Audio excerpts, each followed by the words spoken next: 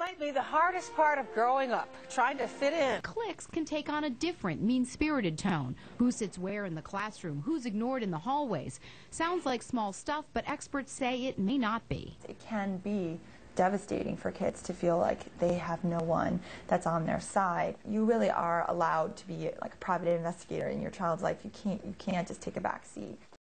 It's not uncommon for children to go through bouts of homesickness at sleepaway camp, but experts say that doesn't mean you should give in to demands to come home. If you take them out of camp early, you're sending them the message that you'll rescue them when you can't always be there to rescue them. So it's much better to let them learn to be independent. They may feel it very intensely when they're talking to you on the phone, but 5 minutes later they're playing with their friends and they've completely forgotten.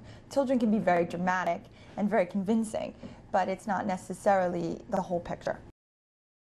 Joining us this morning to suggest how we can raise our children with a sense of responsibility, honesty, and integrity is child psychiatrist from New York University's Child Study Center, Dr. Leah DeFrancisi.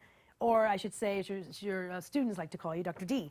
Yes, Dr. D. But when they become a teenager, their peer group has much more of an influence. So you really want to know who their friends are, what their friends are doing. Are these honest people, hardworking kids? Are they doing their homework? It's definitely an interplay between nature and nurture. So there are some children who are more difficult and who don't follow the same set of rules as the other kids. And with those kids, it's even more important for the parents to provide a lot of structure and a lot of discipline